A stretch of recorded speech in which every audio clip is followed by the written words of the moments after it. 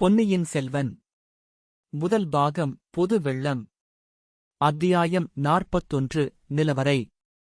இருண்ட சுரங்கப் பாதையில் வந்தியத்தேவன் காலை ஊன்றி வைத்து விழுந்து விடாமல் நடந்தான்.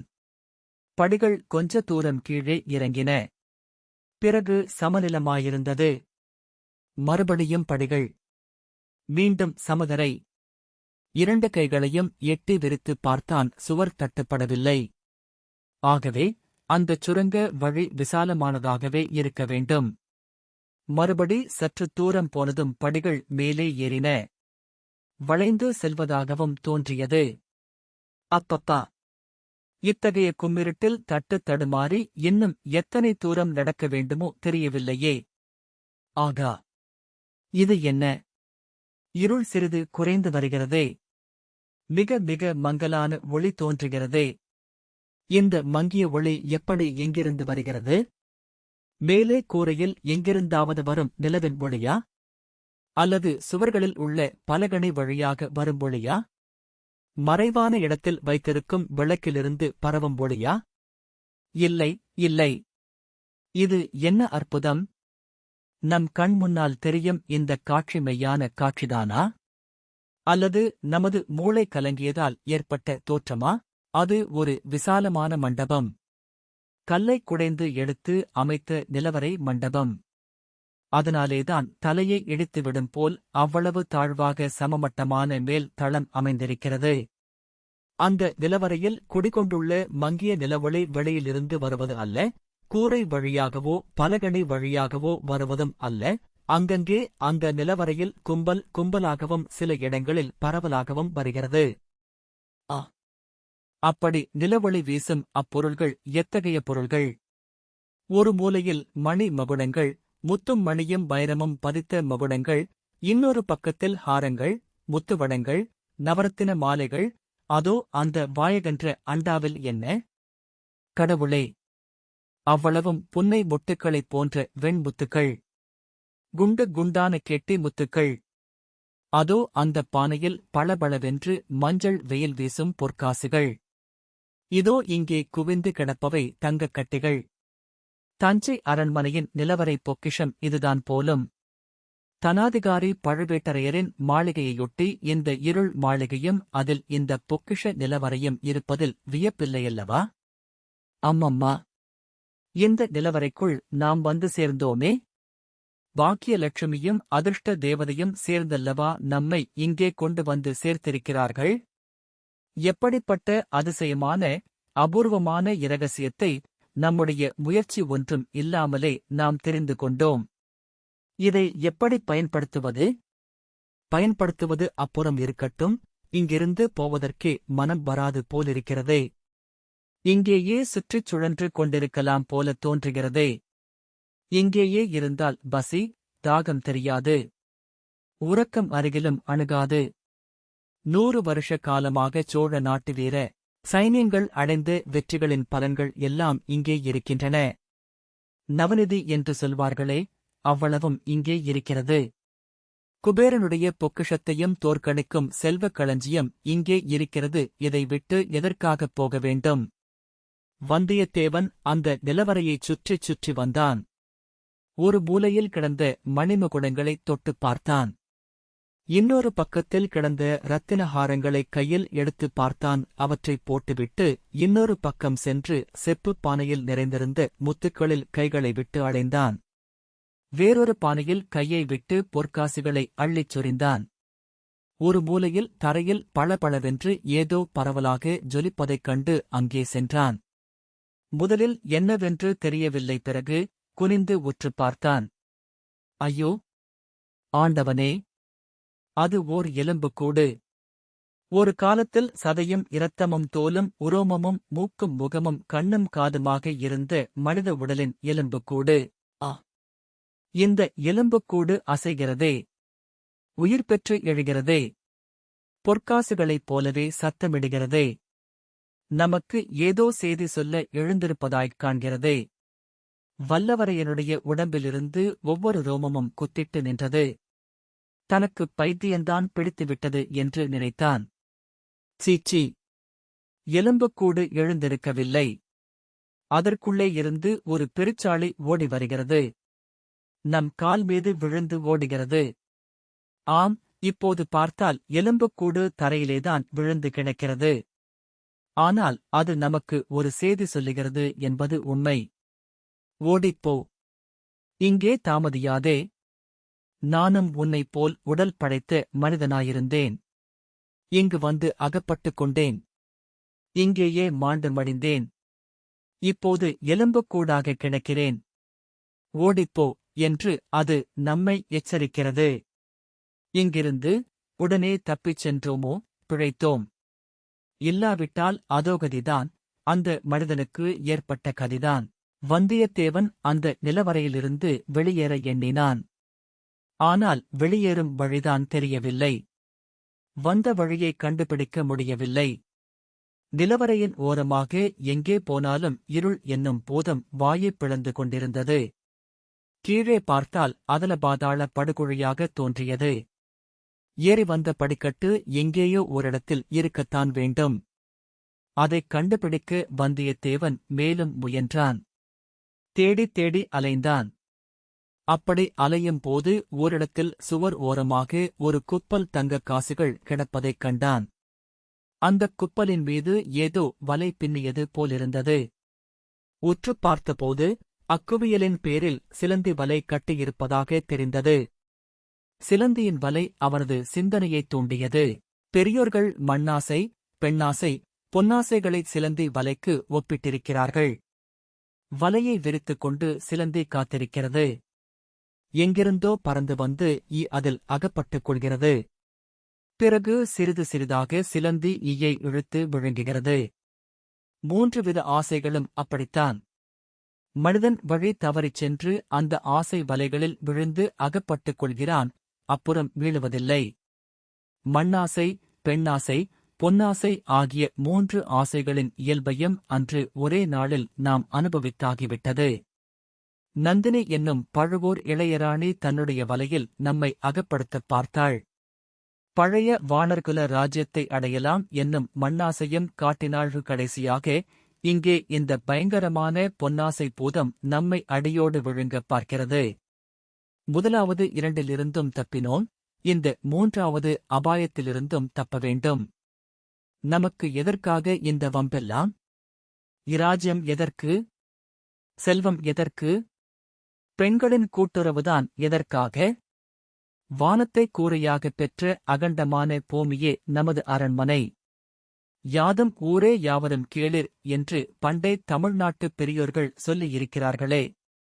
எல்லா ஊரும் நம்முடைய ஊர்தான். எல்லா மனிதர்களும் நம்முடைய உறவினர்கள்தான். ஊராகப் போக வேண்டியது புதுவெள்ளம் பொங்கி வரும் நதிகளையும், புதிய இலைகள் தழுத்து விளங்கும் மரங்களையும், பல வர்ணப் பட்சிகளையும், மகான்களையும், மயில்களையும், மலைகளையும், மலைகளின் சிகரங்களையும், வானத்தையும், மேகத்தையும், கடலையும், கடல் அலைகளையும் பார்த்து களிக்க வேண்டியது, பசிக்கு உணவு கிடைக்கின்ற இடத்திலே உண்ண வேண்டியது, உறக்கம் வந்த இடத்தில் உறங்க வேண்டியது. ஆகா, இதுவல்லவா இன்ப வாழ்க்கை! எளிதில் கிடைக்கக்கூடிய இத்தகைய ஆனந்த வாழ்க்கையை விட்டுவிட்டு, தொல்லைகளும் சூழ்ச்சிகளும் ஆசைகளும் அபாயங்களும் நிறைந்த வாழ்க்கையை ஏன் மேற்கொள்ள வேண்டும்? எப்படியாவது இந்த நிலவறையை விட்டு இப்போது வெளியேறிவிட்டால் போதும். பிறகு இந்த இருள் மாளிகையையும் தஞ்சாவூர் கோட்டையையும் விட்டு வெளியேறிவிட வேண்டும். பின்னர் இத்தகைய தொல்லைகளில் என்றைக்கும் அகப்பட்டுக் கொள்ளவே கூடாது. ஆகா, கதவு திறந்து மூடும் ஓசை, மறுபடியும் காலடி ஓசை. இன்றைய இரவின் அதிசயங்களுக்கு முடிவே கிடையாது போலும். அதிசயங்களுக்கும் அளவில்லை, பயங்கரங்களுக்கும் எல்லையில்லை.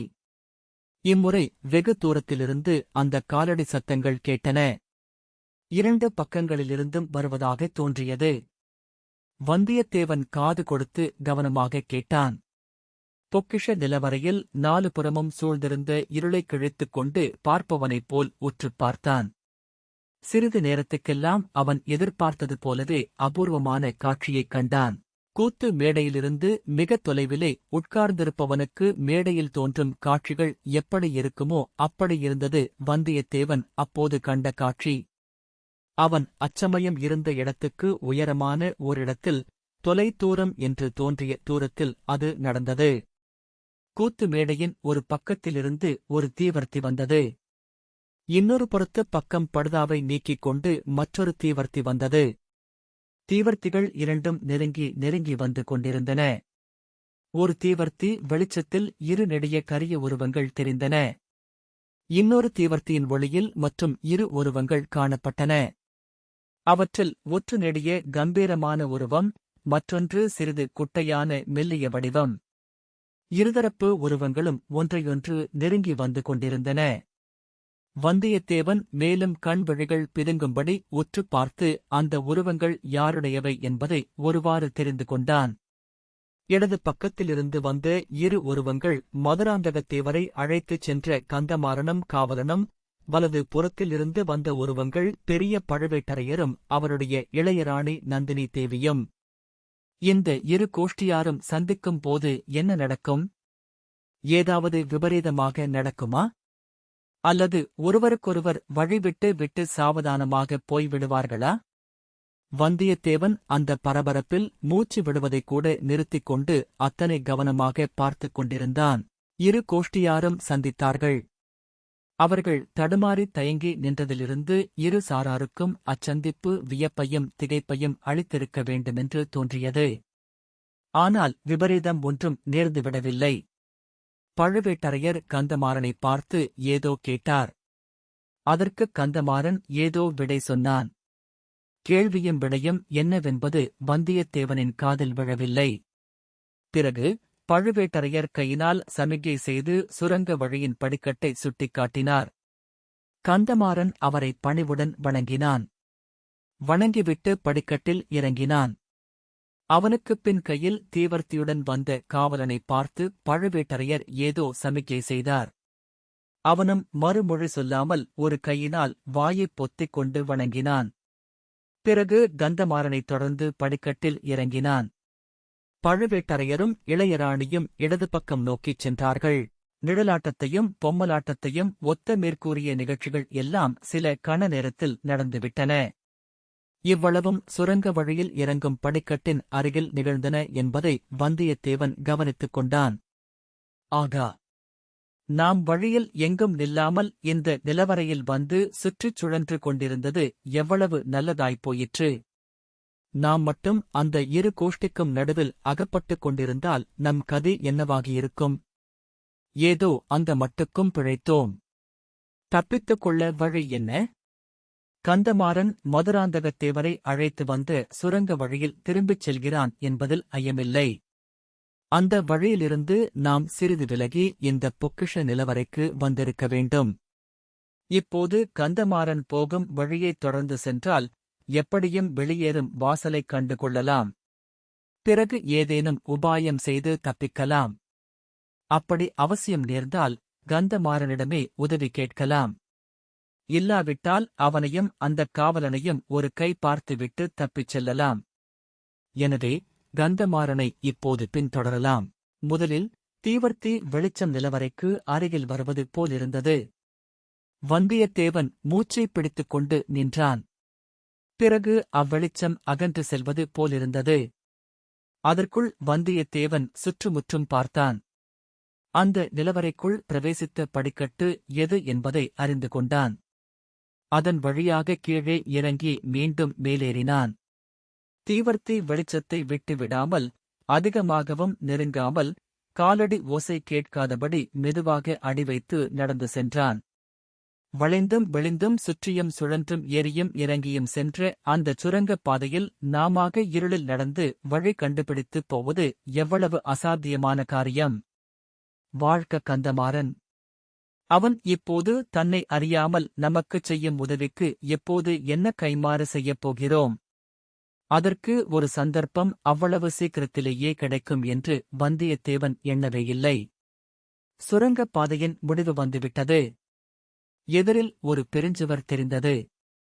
அதில் ஒரு வாசலோ கதவோ இருக்கும் என்று யாரும் கருத முடியாது. ஆயினும் இருக்கத்தான் வேண்டும். சுரங்கப் பாதைக்கு ஒரு இரகசிய வாசல் இருந்தே தீர வேண்டுமல்லவா?